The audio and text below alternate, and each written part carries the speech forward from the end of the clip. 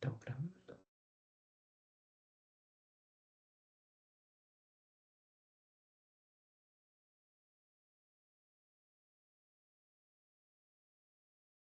Ahí deberían estar viendo mi pantalla, ¿cierto? ¿Me confirman, por favor? ¿En mi pantalla, cierto? Sí, ya, muchas gracias. Ya, joven, entonces, hoy día nos encontramos para la clase online de la unidad 2 de innovación y emprendimiento relacionado con la innovación y emprendimiento en la organización. ¿Ya? Como le he comentado en las clases anteriores, el objetivo de estas clases online es poder abordar los aspectos más importantes de cada una de las unidades de manera tal de poder resolver dudas que ustedes puedan tener después de haber visto el material y de manera tal de que puedan contestar de buena manera el cuestionario correspondiente que equivale a la nota de la unidad, ¿ya? Así que veamos los conceptos que vamos a tocar hoy día. Vamos a ver la innovación como elemento diferenciador, la importancia que tiene la innovación en la empresa, la innovación en la pyme y finalmente vamos a ver el emprendimiento en la organización. ¿Ya? Es súper importante que si tienen cualquier duda o consulta, lo ideal es que me interrumpan nomás, ¿ya? Con el micrófono en cualquier momento y lo planteen, ¿ya? Porque a veces, como estoy compartiendo la pantalla, no me aparecen los mensajes del chat, ¿ya? Así que ahí cualquier cosa me interrumpen nomás, aunque me deberían aparecer de todas maneras los mensajes en el chat, ¿ya? Así que comencemos con la lección número uno, que es la innovación como el elemento diferenciador. En esta unidad, lo importante es que logremos entender por qué es importante la innovación en la empresa y cómo nosotros podemos generar una innovación utilizando la lluvia de ideas como herramienta, ¿ya? Entonces, primero, la innovación en la empresa es súper importante eh, porque nos va a permitir a la empresa principalmente seguir manteniéndose en el negocio y abrir nuevas fronteras de las que quizás no tenía anteriormente. Ahora, la innovación en las empresas no es solamente para grandes empresas o para pequeñas empresas, sino que es para todo tipo de empresas, ¿ya? Para todo tipo, desde la más pequeña a la más grande. ¿Por qué? Porque a veces uno puede creer, ya, pero una empresa gigante, multinacional, ¿para qué va a querer seguir innovando si ya tiene un negocio establecido, ya tiene su modelo de negocio, ya tiene sus clientes, ya está lista? No, no es tan así. Hay muchas empresas, aunque sean multinacionales, que no se han subido al carro de la innovación y de seguir mejorando los productos o servicios que tienen y han muerto. Y empresas gigantes. Y quizás el ejemplo más grande de esto es lo que ocurrió con Blockbuster. No sé si ustedes se acuerdan de Blockbuster, que eran estas tiendas donde uno iba a arrendar películas, las películas físicas. Uno iba a arrendar el VHS o el DVD, ¿cierto? Y uno tenía que ir al lugar, tenía que ir a la tienda, tenía que buscar la película que uno quería ver sin poder ver un tráiler ni nada y arrendarla, venir a verla a la casa e ir a devolverla en un tiempo establecido. Entonces, Blockbuster fue una de las multinacionales más grandes, de hecho, tenía demasiadas tiendas en Estados Unidos y en todo el mundo. Acá en Chile también tenía muchas tiendas. Y hasta que llegó el tema de Netflix, ¿cierto? Que Netflix proponía un modelo de negocio totalmente diferente, donde, ¿cierto? Como todos conocemos, se trata de una plataforma, ya sea como aplicación en el teléfono, en la Smart TV, que nos permitía tener un catálogo disponible de inmediato, ¿cierto? De manera online para poder ver las películas que nosotros quisiéramos sin tener que arrendar una en particular, sino que mediante un modelo de suscripción. El tema de esto es que Netflix cuando nació y se estaba proponiendo como idea innovadora, le propuso precisamente a Blockbuster eh, unir fuerzas, porque Blockbuster era la más grande sobre el tema del arriendo de películas y Netflix en ese tiempo necesitaba financiamiento para poder llevar a cabo la idea que estaba en ese tiempo naciendo. Y Blockbuster no aprovechó esta oportunidad, les dijo que no, ya tenían su negocio establecido, ¿cierto? Y no necesitaban más y además quienes son estos que vienen a cambiarlo, quieren venir a cambiarnos el negocio. Entonces, Blockbuster no aceptó hacer alianza con Netflix y siguieron con el mismo modelo de negocio. Entonces, como ya lo sabemos, la historia fue que Netflix siguió creciendo, ¿cierto? Hasta volverse en la empresa de streaming más grande. Y Blockbuster, por no subirse a este carro del streaming, terminó muriendo, a pesar de ser una empresa multinacional con demasiadas tiendas a lo largo del mundo. Entonces, por eso la innovación es importantísima dentro de la empresa, independientemente sea una empresa ya grande, mediana o pequeña. ¿Ya? Porque si no, nos quedamos atrás, ¿cierto? Hay otras empresas que sí van a innovar, que sí van a hacer cosas de manera diferente, que sí van a tener un elemento diferenciador y que va a hacer que las prefieran en vez de nuestra empresa, por decirlo de alguna manera. ¿Ya? Entonces ahí es donde están, eh, de este ejemplo podemos desprender estos cuatro grandes elementos de innovación en la empresa que pueden ver en la imagen. Por ejemplo, al lado izquierdo dice hacer propias las oportunidades. En el ejemplo que les di, Blockbuster no supo hacer propia la oportunidad del tema del streaming en vez de seguir arrendando en físico. Entonces ahí no lo aprovecharon y pasó lo que les pasó. Como les dije desde un principio, si nos vamos arriba a la derecha, aplica para grandes y pequeñas empresas. No por ser una empresa grande, no por ser una empresa pequeña, no tengo que innovar. La innovación tiene que estar presente siempre en las empresas. Abajo a la derecha, si nos vamos al cuadrito ahí, dice, si no se cambia, si no se evoluciona o si no se adapta, saldrá del mercado, que es precisamente otra vez lo que le pasó a Blockbuster, que no supieron evolucionar, no supieron adaptarse, no supieron tomar estas nuevas tecnologías que se venían y precisamente terminaron saliendo del mercado quebrando y teniendo que cerrar todas las tiendas a nivel mundial. Y como también les comenté, este cuarto elemento que está abajo a la izquierda dice que el elemento clave que es un elemento clave para su desarrollo y diferenciador. Entonces la innovación siempre tiene que estar orientada a que nuestra empresa, nuestro emprendimiento se diferencie del resto. Porque claro, yo puedo ofrecer lo mismo, el mismo producto, un mismo servicio o muy similar a los demás, pero siempre tengo que tener un elemento diferenciador. ¿Para qué? Para que las personas me prefieran. Porque uno siempre se tiene que hacer la pregunta, claro, si yo ofrezco algo más o menos igual o similar o lo mismo incluso, ¿por qué los clientes me deberían preferir a mí en vez del resto? ¿Ya? Y ahí es donde está el elemento diferenciador, donde muchas personas creen que solamente el elemento diferenciador tiene que ver con el precio de lo que ofrezco, el producto o servicio y creen que el único elemento diferenciador es, como les decía, bajar el precio, ofrecer lo mismo a menos costo o a menos precio para los clientes. Y no siempre es así. El elemento diferenciador puede ir por muchas áreas que a usted se le ocurra, por la forma de pago, porque ofrece un servicio más personalizado, porque, no sé, porque hace con delivery el producto que ofrece y el resto no. Siempre tiene que haber algo que nos diferencie, porque eso hace que los clientes me prefieran. ¿Ya? Entonces, por eso es importante que haya siempre innovación en las empresas. Ahora bien, teniendo claro que por qué es importante la innovación en las empresas, tenemos que ver cómo nosotros podemos generar estas nuevas ideas, ¿cierto? Que me permitan generar innovaciones. Y lo que vamos a analizar, una de las herramientas que se utilizan en las empresas son las lluvias de ideas. Las lluvias de ideas nos van a permitir precisamente mediante un grupo de personas poder generar ideas nuevas para poder implementar en la empresa, ya sea a través de producto o servicio. Entonces, ¿cómo vamos a hacer una lluvia de ideas? Veamos primero lo formal. Primero hay que definir un objetivo. Ya no puede ser que un grupo de personas se junten a hacer una lluvia de ideas con ideas totalmente al azar sobre diferentes ámbitos de la empresa, sino que debo definir un objetivo.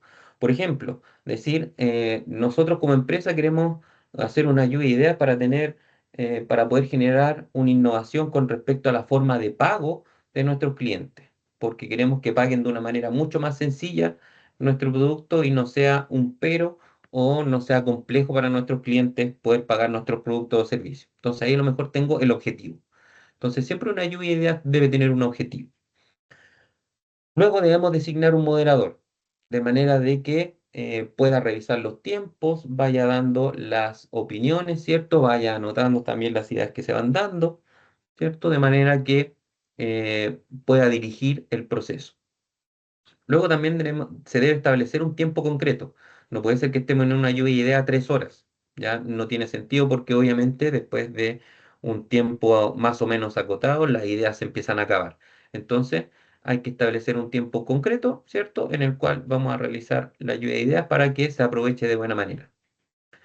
Luego, ya dentro de la lluvia de ideas, al estar haciéndola, hay que decirle adiós a la crítica, ¿ya? No hay que criticar las ideas. Una reunión de una lluvia de ideas no es para criticar otra idea, solamente para dar ideas, ¿ya? Las personas que están participando no pueden criticar las ideas que se estén dando, ¿ya? Hay que eliminar la crítica, ¿ya? Porque no es el objetivo de la lluvia de ideas. Hay que crear sin limitantes, que también en la diapo que viene lo vamos a ver, que hay que dar ideas sin ningún tipo de limitantes con respecto a nada, ni con respecto a decir, no, es que no voy a dar esta idea porque quizás es muy cara o es muy barata, o quizás para nosotros es muy poco probable de hacer, o no tenemos los recursos para hacerla, los recursos humanos para hacerla, o la idea está fuera de nuestro alcance, o la idea, no sé, o es muy cara o es muy barata. Hay que eliminar todas las limitantes, hay que crear y dar ideas sin importar nada de lo anteriormente dicho. También hay que considerar dentro de las lluvias de ideas que mientras más, mejor. ¿Ya? Más ideas, la calidad de la lluvia de ideas va a estar dada por la cantidad de ideas que se den, ¿ya? Entonces siempre la calidad va a estar dada por la cantidad. Mientras más ideas, mejor. Porque después se hace todo el proceso que vimos en la unidad anterior, ¿cierto? De la clase online que tuvimos hace un par de semanas, donde hay que, luego de la lluvia de ideas, ver todo el proceso de cuál va a ser la idea precisamente que al final se va a elegir. Y también, como dice ahí, dar la oportunidad de combinar ideas. Si estoy en el proceso de lluvia de ideas, el objetivo, o la idea, valga la redundancia, es que todas las ideas que se van dando se vayan quizás anotando en una pizarra, ¿cierto? Para que las personas la tengan a la vista y de esa manera, a lo mejor de 2 ideas, se me puede ocurrir otra, o de 3 ideas se me puede ocurrir otra. Entonces, a eso se refiere con la oportunidad de combinar ideas. Y si lo vemos desde un aspecto más global, ¿cierto? Los objetivos de la lluvia de ideas o qué elementos son importantes dentro de la lluvia de ideas, ahora que vimos la formalidad. Como lo decía un poco anteriormente, si vemos arriba a la izquierda, en el cuadrito, dice centrarse en la cantidad de ideas, no en la calidad. La calidad será dada por la cantidad, que era lo que les decía, ¿ya? Aquí hay que dar todas las ideas. No hay ideas tontas, no hay ideas demasiado inteligentes, no hay ideas absurdas. Todas las ideas sirven porque la calidad va a estar dada por la cantidad, ¿ya? Si vamos arriba a la derecha, como también lo decía anteriormente, eliminar toda la crítica. No son bienvenidas ninguna forma de crítica, todas las ideas tienen valor, ¿ya? No hay ideas tontas en una lluvia de ideas. Por eso no hay que restringirse de ningún aspecto con las ideas que yo quiero dar. Si vamos abajo a la izquierda, dice que las ideas inusuales son bienvenidas. Si eso lo aterrizamos un poco, tiene que ver con que no hay ideas locas, no hay ideas absurdas, ¿ya? Que está relacionada también. Mientras más local, al contrario es, mientras más local idea, mejor todavía, porque de esas ideas, generalmente de esas ideas más locas, es donde salen las innovaciones más grandes. Y también, como lo vimos anteriormente, combinar ideas es una buena idea. Por eso también es importante que las ideas que se van dando se anoten en una pizarra, de manera tal que todos los participantes la tengan a la vista y quizás de la combinación de alguna de estas ideas, de 2 o más ideas, se ocurran en el momento ideas nuevas, ¿ya? Entonces, con este proceso, nosotros, como lo vimos la clase anterior, vamos a poder crear una idea innovadora que podamos implementar en la organización, en la empresa, producto, servicio que brindemos, ¿ya? Precisamente para mantener siempre la innovación como punto importante dentro del desarrollo de la empresa, como lo vimos acá al principio, ¿ya? Porque precisamente la innovación Es el elemento diferenciador. Y esta innovación es una herramienta, como la acabamos de ver, en la lluvia de ideas, ¿ya? Por eso es importante la innovación. Ahora bien, si pasamos al segundo punto, que tiene que ver con la innovación en la pyme, vamos a ver principalmente cómo vamos a crear valor en la organización, ¿cierto? Porque es importante crear valor para que las personas sigan prefiriendo mi producto o servicio. Entonces, para empezar, ¿cierto? Acá se nos plantea una pregunta, que es si hay alguna diferencia entre precio y valor o son sinónimos. Entonces, uno dice, generalmente tiene internalizado como que precio y valor es lo mismo, como que sí son sinónimos, y en realidad no lo son, son dos cosas muy diferentes, el concepto de precio y valor. Y lo vamos a ver. Dice que el precio se refiere a la cantidad de dinero que hay que pagar por un producto, en cambio el valor se refiere a los beneficios o satisfacción que puede obtener quien lo compre. En- Ejemplo, si yo tengo sed, ¿cierto? Y estoy en un supermercado, simplemente voy a la sección de agua, ¿cierto? Puedo elegir una botella, no sé, de 500 pesos de agua, la pago, tomo y se me pasó la sed. Listo. Y tengo disponibilidad, además del supermercado, un montón de otros lados que si yo tengo sed, me compro una botella de agua que vale 500 pesos y eh, me la tomo. Entonces, el precio va a ser los 500 pesos que yo pagué. Y el valor va a ser el que tiene para mí, que en este caso es el beneficio de quitarme la sed, que a lo mejor puede ser gran valor o menos valor para mí. Si estoy en una ciudad, ¿cierto?, donde tengo un poco de sed, quizá no va a ser mucho valor. Pero supongamos que ahora yo estoy en una caminata, qué sé yo, en el desierto y hay un solo lugar donde venden aguas. Y yo me di una caminata y eh, tengo mucha sed, ¿cierto? Entonces yo quiero comprar un agua y hay un puro lugar.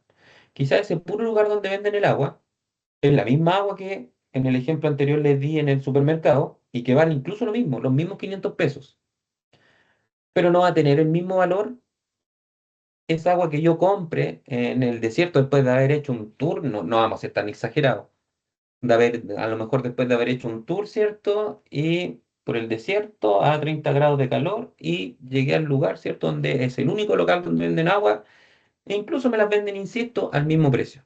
El valor que va a tener para mí esa agua no va a ser el mismo valor que tenía en el supermercado donde tengo a disponibilidad un agua cuando yo quiera y comprarla en cualquier momento. Me dio un poquito de sed y compré.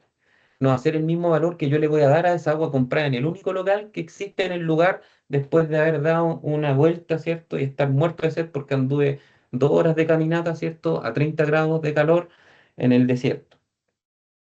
Entonces, el valor no es lo mismo que el precio. El precio, como les digo en estos dos ejemplos, podía ser el mismo, 500 pesos la misma agua, pero el valor que yo le entrego a ese producto, que para mí tiene ese producto, no es el mismo que si yo lo compro en el supermercado o teniendo en la ciudad, teniendo miles de lugares donde comprar, a comprarlo en el desierto, ¿cierto? Donde tengo un solo lugar y después de haber hecho un tour y estar muerto de sed.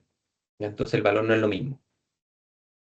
Ahora bien, si ya tenemos la diferencia entre precio y valor, la segunda pregunta que se viene a la cabeza es decir, ya, si el precio no es lo mismo que valor, el precio obviamente lo pone quien vende el producto, la pregunta es quién define el valor del producto o del servicio.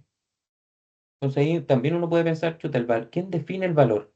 Y quizás podemos desprender de los ejemplos que les di, como lo dice acá, que claro, el valor no lo define la empresa puede definir el precio, sino quien define el valor precisamente va a ser el cliente, el usuario, el ciudadano, quien recibe el servicio. Por eso es muy importante, como dice ahí, saber qué le agrega valor la ciudadanía a los clientes en el ámbito que yo busco crear valor. Entonces, claro, yo puedo buscar valor, pero si el valor se lo dan las personas o los clientes, ¿cómo sé yo cómo entregar valor al producto o servicio que estoy brindando? Y por eso las empresas, no sé si se han fijado que hacen muchas encuestas, típico que a uno le llegan, responde esta encuesta que le llega por correo o después de utilizar un producto, o de valorar el servicio que se les entregó, o los focus group que hacen antes de entregar, de lanzar un producto, o todas estas averiguaciones que hacen las empresas con respecto a sus clientes, porque eso precisamente es lo que buscan las empresas, averiguar con los clientes qué es lo que para ellos, los clientes, tiene valor de su producto.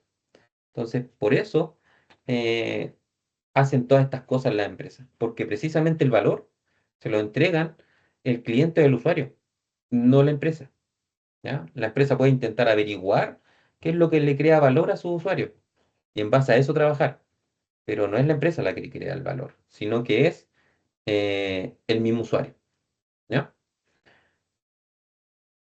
Ahora bien, la pregunta es, ya sabiendo la diferencia entre precio y valor y quién genera el valor, la pregunta que sigue es, ¿cómo generar el valor? Y ahí está más o menos lo que les decía. Las empresas hacen un montón de encuestas, pero principalmente hay algunas cosas base con que las empresas pueden trabajar para crear valor en sus productos, de que las personas encuentren valor en sus productos. Una es satisfaciendo de manera adecuada una necesidad. Por ejemplo, si la necesidad de las personas es calmar la sed, ahí tengo que satisfacer de manera adecuada esa necesidad. Como segundo punto, y aunque parezca muy obvio, como dice ahí, haciendo aquello que sé hacer muy bien. Entonces, si yo me voy a dedicar a agua, tengo que hacer muy bien las aguas. Ya no puede ser un agua que venga con residuos, ni que venga con, no sé, con un pH muy alto. Hacer bien lo que yo sé hacer, a lo que estoy dedicado, aunque suene obvio, que a veces no es tan obvio. Lo tercero, usando las ventajas competitivas de la empresa. Y ahí está un poquito, se adelanta un poquito a lo que vamos a ver posteriormente, sino que uno como empresa tiene que analizar qué ventajas tengo por sobre las demás empresas que quizás ofrecen lo mismo y aprovecharme de eso. Utilizar mis ventajas y utilizarlas. Por ejemplo, si mi ventaja competitiva es que tengo un súper buen servicio de despacho, aprovecharme de eso. Y que esa sea mi bandera de lucha y eso quizás va a crear valor en las personas. Las personas van a sentir que tiene valor, que si yo pido algo, me llegue de manera rápida también. Y finalmente, a través de la incorporación de la cultura e innovación como fuente permanente de generación de ventajas competitivas.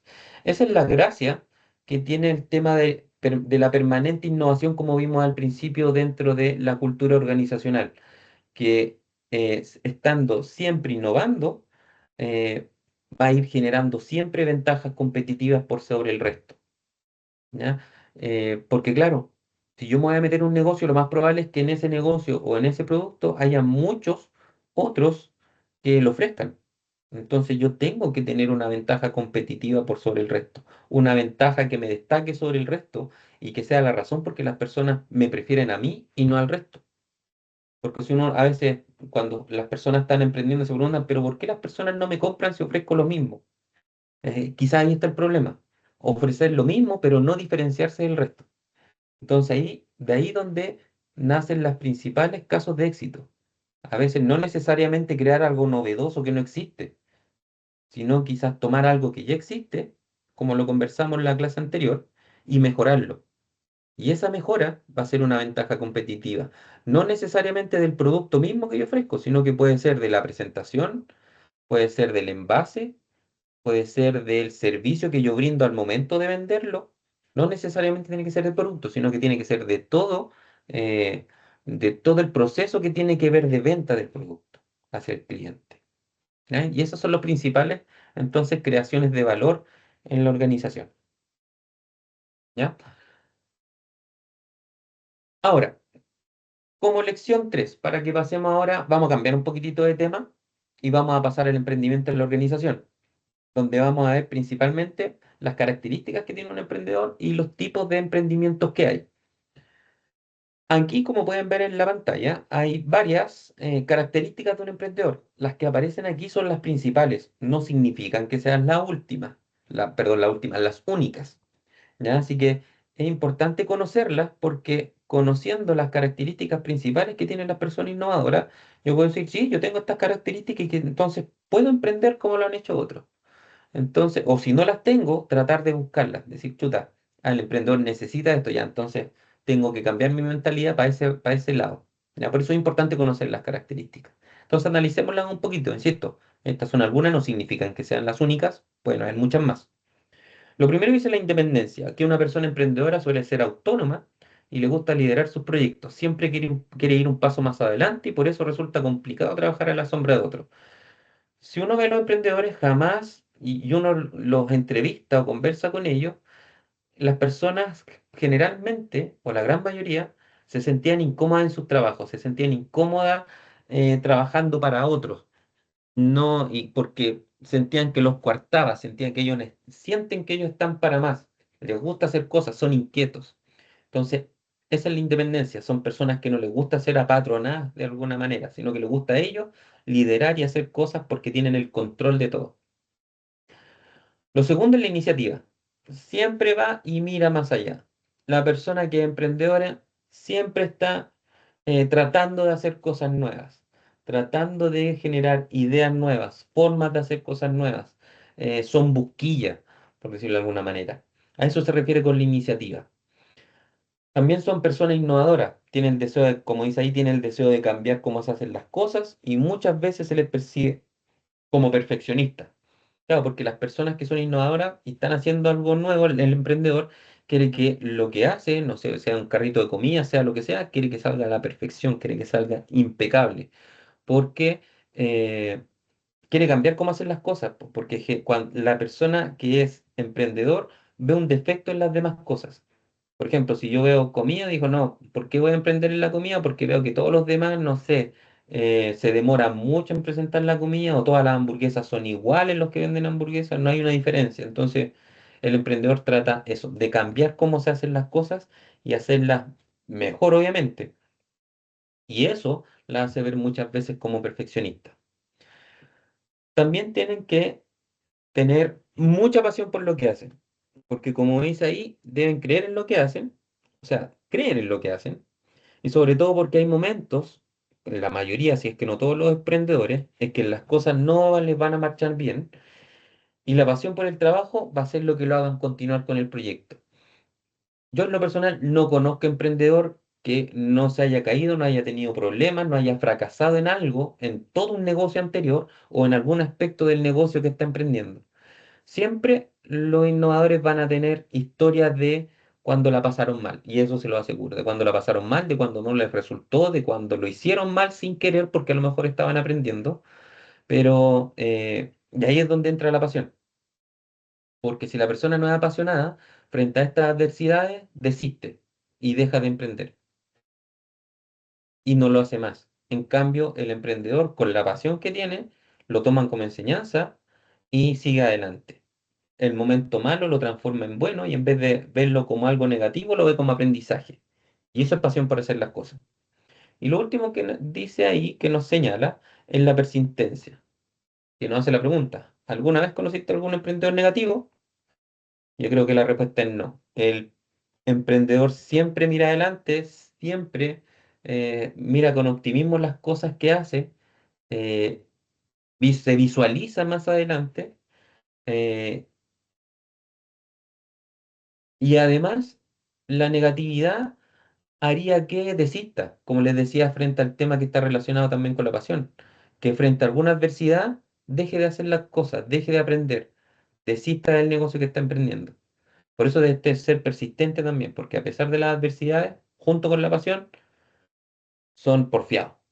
El emprendedor siempre va a ser porfiado, siempre decir, no, fracasé, no importa, le doy de nuevo. No es que esto no salió, le doy de nuevo.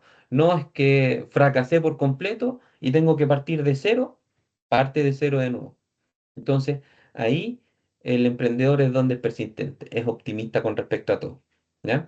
Entonces, esas son las características que generalmente tiene un emprendedor. Como les decía, son las únicas, no necesariamente son las únicas, pero sí yo creo que están dentro de las más importantes. Entonces, para una persona que quiere emprender, tiene que tener en cuenta estas características. Y si las tiene, maravilloso. Y si se da cuenta al leer esto que no las tiene, es quizás para dónde tengo que apuntar.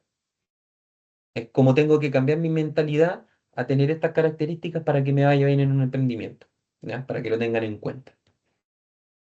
Y finalmente, para ya ir terminando, veamos un poquitito los tipos de emprendimiento que cómo los podemos separar, ¿ya? Entonces, los tipos de emprendimiento primero los podemos señalar según el tamaño, donde hay pequeños emprendimientos, emprendimientos que son escalables, grandes emprendimientos, emprendimientos sociales de todo tipo, ¿ya? Entonces, según el tamaño, si lo quieren ver de una manera eh, mucho más concreta, es donde están, por ejemplo, las multinacionales. Ahí tenemos según el tamaño, que son las más grandes. Luego están las nacionales, que están a nivel nacional, pero solo a nivel país. Después están las medianas, ¿cierto? Que son las que quizás uno no conoce muy profundamente. Y ahí hacia abajo, donde están las pymes, las MIPYME, desde lo más bajo posible no lo más, no es que sea lo más bajo como algo peyorativo, sino que algo más bajo como tamaño, que puede ser incluso la persona que empieza vendiendo en un carrito de comida. Entonces ahí primero las podemos separar según el tamaño. Luego también las podemos separar según el ámbito, que aquí aparecen algunos ejemplos, estos no son todas, son algunas, donde hay emprendimientos sociales, emprendimientos digitales. Por ejemplo, un emprendimiento social son quizás no se me olvidó la palabra. Eh, Son, por ejemplo, como las empresas que son sin fines de lucro. Esa era la frase, perdón, que se me había ido de la cabeza. Por ejemplo, hay empresas o emprendimientos que son sin fines de lucro. Por ejemplo, las universidades son sin fines de lucro. Ya que uno a veces que creen que gana plata al tiempo. Bueno, sacando todas las polémicas que pasaron antes de que igual lucraran las universidades, pero por ley son emprendimientos que son fines de lucro. Entonces uno los podría separar como social. ¿Ya? También están los emprendimientos digitales, que son los que no precisamente tienen una casa matriz física, que podrían ser quizás el tema de eh, precisamente las empresas de streaming, ¿cierto? Disney, Netflix, HBO, etcétera. Y también, por ejemplo, las de delivery, también son empresas digitales. Las de Uber, las de transporte, también son empresas digitales. Entonces también las podemos separar según el ámbito a que se dedican. También las podemos separar según el grado de innovación. Aquí nos aparecen las dos principales, que son las novedosas y las oportunistas.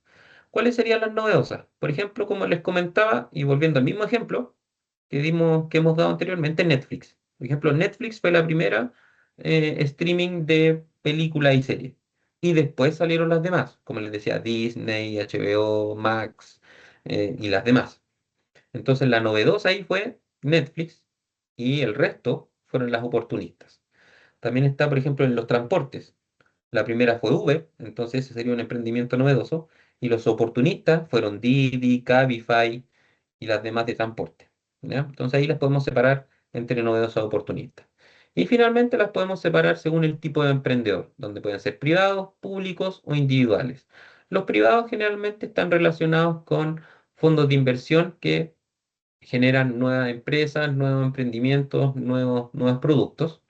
Los públicos son los relacionados con el Estado, por ejemplo, Codelco, es una empresa pública, y también están las individuales, que son las personas que están partiendo, como les comentaba con el ejemplo de la persona que empieza a vender en su carrito de comida, o empieza a vender un producto, o empieza a ofrecer un servicio, por ejemplo, de lavado de auto, y que empieza solo la persona de manera individual lavando autos. Entonces, esos son emprendimientos individuales, ¿ya? Y con esto terminamos la lección número 3 y también terminamos con los contenidos de esta unidad. Entonces, no sé si tienen alguna duda ahora con lo que hemos visto sobre precisamente esta clase. Ahora, no solamente con esta clase, sino que no sé si tienen duda con algo administrativo también del curso, también pueden aprovechar de preguntármelo. No sé si hay alguna duda, No, profe, todo bien. ¿no? ¿No? Entonces, si no hay ninguna duda, recuerden siempre que pueden contactarme a través de el correo, a través de la mensajería de Moodle, a través de las tutorías personalizadas, a través de los foros también que están en cada una de las unidades, plantear las preguntas que tengan relacionadas sobre los contenidos o sobre cualquier tema administrativo, ¿ya? Así que no duden en preguntarme, yo siempre voy a estar atento a responderle lo antes posible para que puedan tener la respuesta que buscan, ¿ya? Así que quedo siempre atento y estaríamos por hoy día. Espero que tengan un buen fin de semana y nos veríamos en la próxima clase. Así que estaríamos por ahí. Que estén muy bien, Gracias, profe, que cuídense, esté bien como les decía, y igual. que tengan buen fin de semana. Gracias, profesor. Buenas noches. Chao, que estén muy bien.